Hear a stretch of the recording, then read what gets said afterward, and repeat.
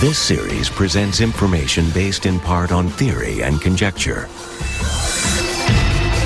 The producer's purpose is to suggest some possible explanations, but not necessarily the only ones, to the mysteries we will examine. According to the Bible, God said unto Noah, "Make thee an ark. Behold, I do bring a flood of waters upon the earth." No written word has survived as much skepticism as the story of Noah's Ark. A century ago, scholars dismissed it as a quaint old legend. Then, evidence of its authenticity began to appear. In 1870, a young British clerk found an ancient account of Noah. Recently, divers in Florida found human bones submerged by an Ice Age global flood. And now, climbers are risking their lives on treacherous Mount Ararat for the greatest archaeological prize of all, remains of Noah's Ark.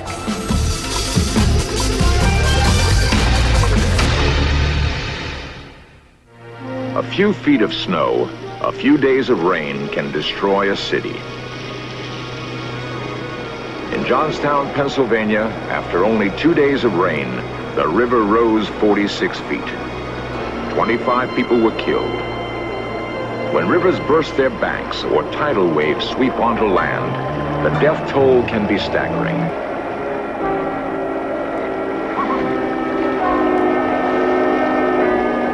Time and again in the 20th century, we've witnessed the awesome destructive power of a flood.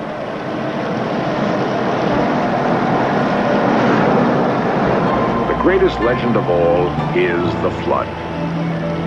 The story of Noah has been told in many fanciful ways.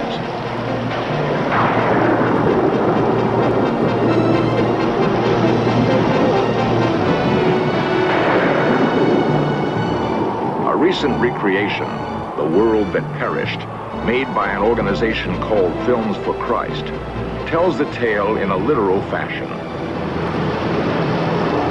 According to this recreation, Noah's Ark was 450 feet long. Such an enormous barge could contain enough animals to repopulate the earth. The Bible says Noah took 7 of every clean animal aboard.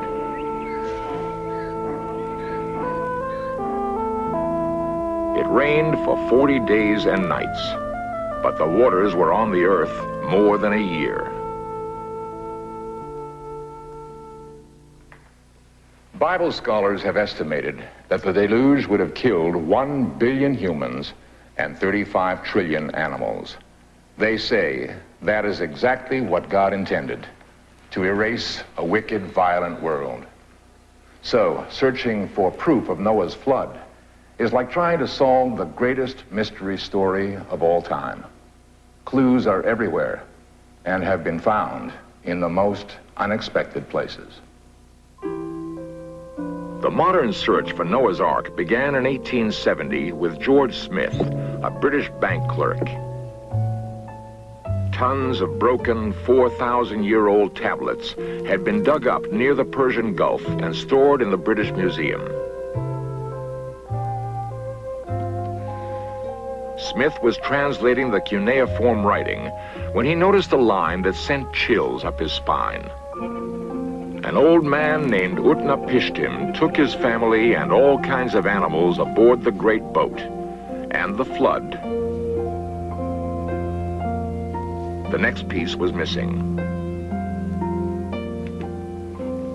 Smith struggled with the puzzle for 9 years. When he published his findings, they created a sensation. The London Daily Telegraph raised enough money to send him back to Nineveh, where against all odds, he found the missing piece.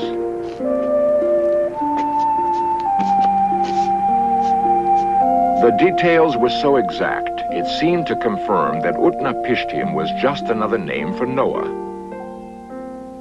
It told of sending forth a dove, then a raven, to test for dry land, and the great boat landing on a mountain. The Bible says, "And the ark rested upon the mountains of Ararat." For more than 2,000 years, mountain climbers have told of a huge ancient boat hidden in the glaciers of a mountain called Ararat near the Russian-Turkish border, and now surrounded by top-secret missile sites.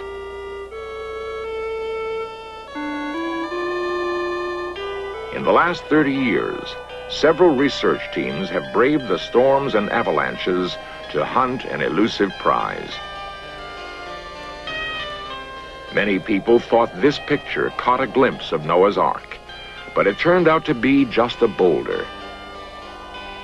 Some observers have seen the Ark in a tiny blip on this satellite photo, but an active imagination can see many things. In 1969, members of the Search Foundation climbed Ararat with modern equipment.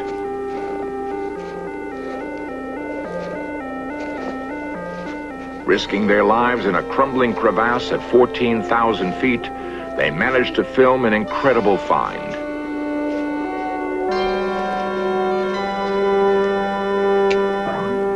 Beams of hand-hewn wood were discovered. A piece of Noah's Ark would be the greatest archaeological find of all time and would discredit the theory of evolution.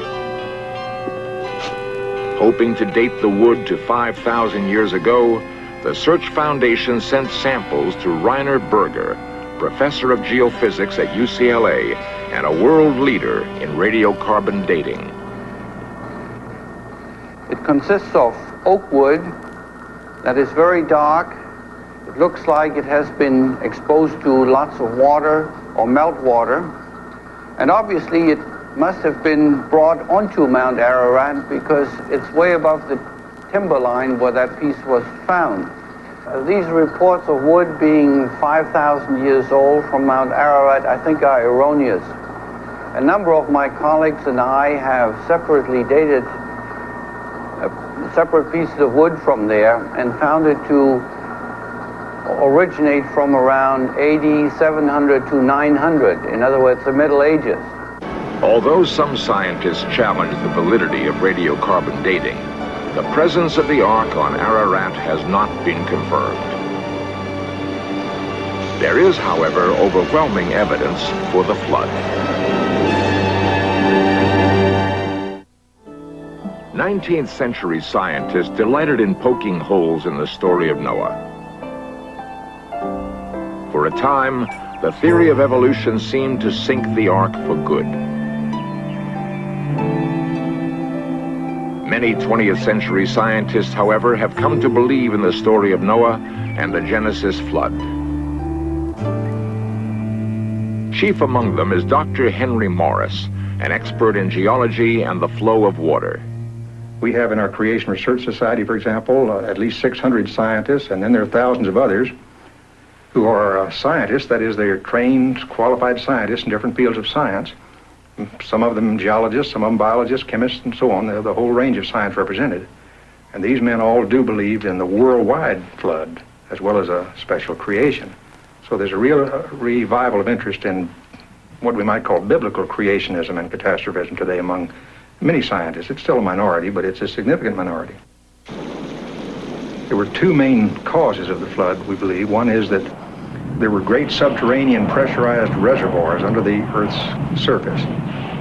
These erupted, bringing with them tremendous quantities of volcanic materials, magmas, as well as water, steam, and so on.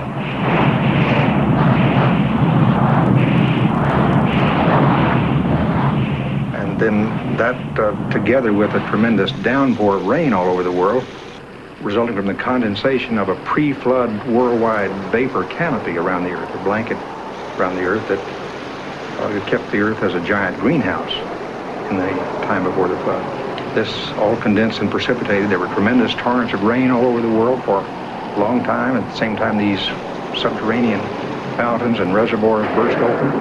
And so both from above and from beneath, the Earth's crust just literally was eroded and transported and redeposited. The Earth was destroyed, essentially, in its original form, and then redeposited, and a new world emerged then. after the flood. Then wherever you look, in the mountains or in the valleys, everywhere all over the world, you find evidence of the flood. The entire geological column really speaks of catastrophic hydraulic burial, and this is a flood. Henry Morris founded the Institute for Creation Research at San Diego, California, where those scientists who call themselves creationists are gathering data in support of a worldwide flood. One dramatic example of rocks telling the story of the flood is the Grand Canyon.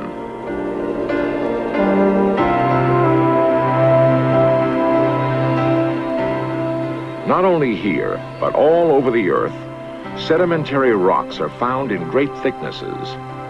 Since there is no worldwide time gap or unconformity recorded in these sediments, Morris reasons they must have been deposited by a single worldwide event, the flood. This took about a year. Canyons were then quickly carved in the soft sediments as the floodwaters receded. The present Colorado River just simply does not have enough energy in it. There's not enough energy in the dynamics of the water to cut that canyon even in 1 trillion years. In other words, the only way that you could have that canyon would be for there to have been soft sediments, tremendously greater quantities of water than now flow through the river, then it cut down rather rapidly, maybe starting with giant opening, maybe sort of giant mud cracks or something in these uplifted flood sediments. So the whole Colorado Plateau area and the canyons going through it really speak of catastrophism, not of uniformitarianism.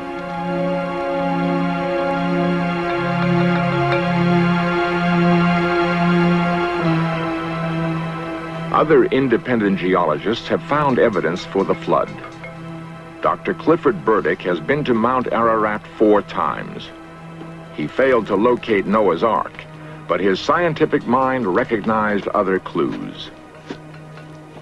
We did find many evidences. We were very surprised about what we did find that supported the theory that there was an ark, and because that the mountain was covered with water at one time. And this is one of the evidences. We found great bodies of salt at 6,000 feet, which indicate that the water was much higher than 6,000 feet at one time. And also at 13,000 feet, we found conglomerate rock, which is rounded and formed underwater. And also, all the way up and down, we found what is known as pillow lavas.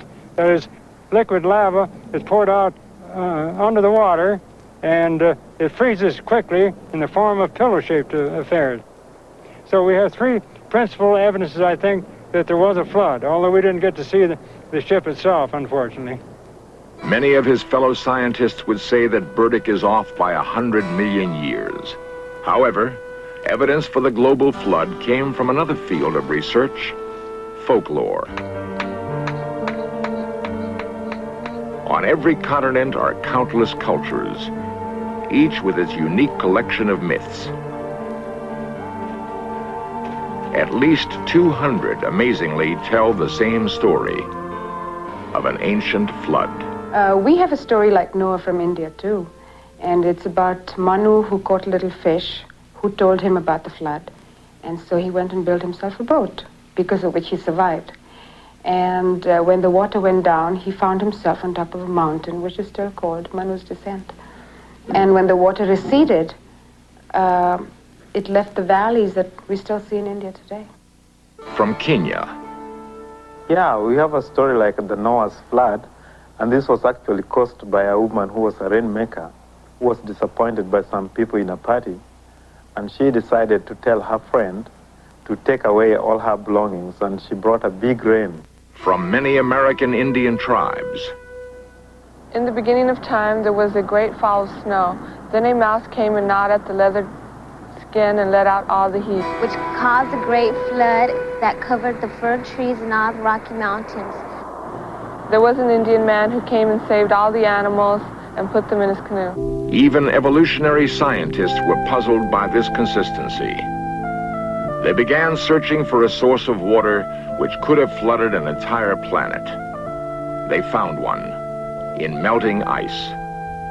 When the last ice age melted, the oceans of the world rose 300 feet. Now scientists suspect this may have happened very rapidly and could have been the basis for the stories of Noah's flood.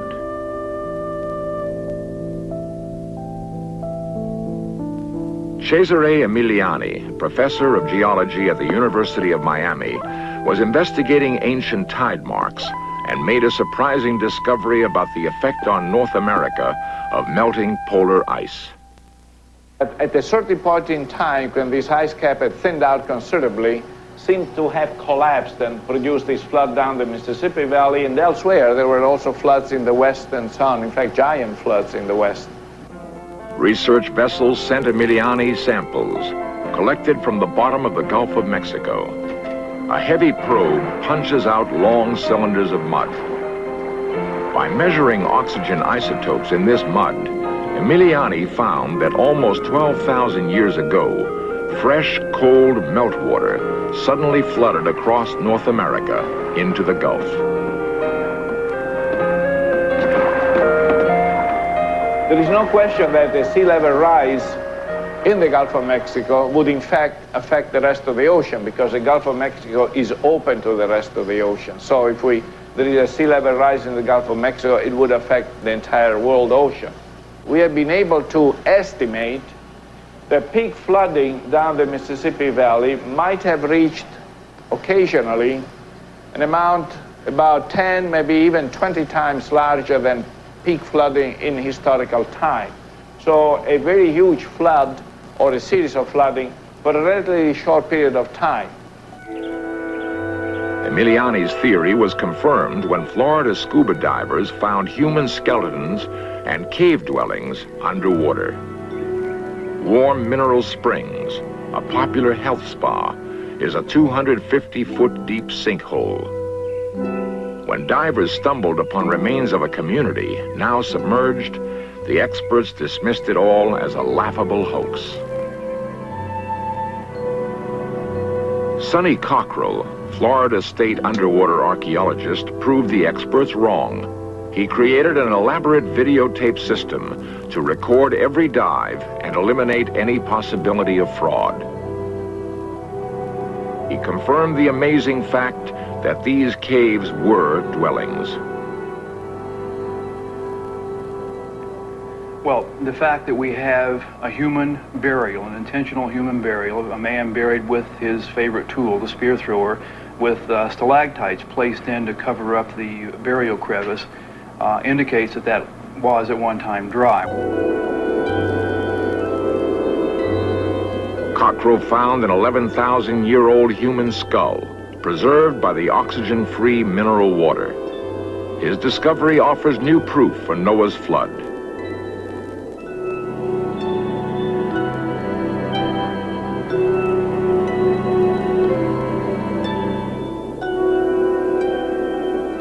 Is it possible this Indian was a victim of that flood, or a witness to rising oceans at the end of the Ice Age?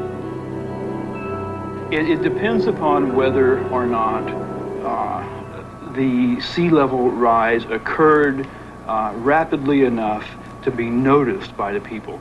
There was a period from around 11,000 years ago to 6,000 years ago when the sea level came up from about 100 meters to about 10 meters below present sea level. That was very, very rapid geologically.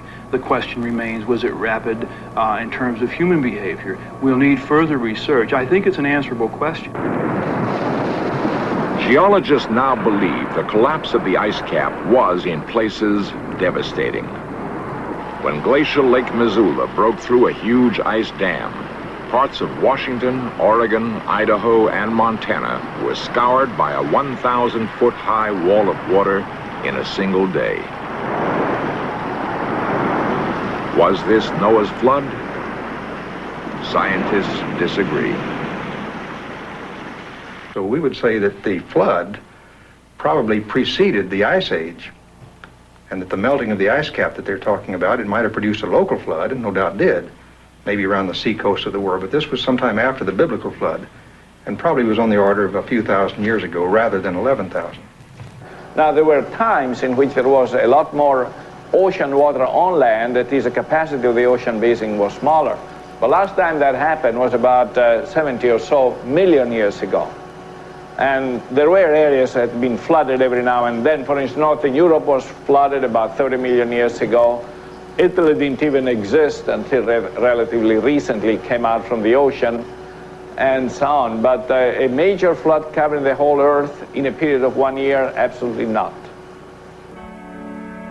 It's been said, if Noah's Ark were found tomorrow, believers would say, "We told you so," and skeptics would still doubt.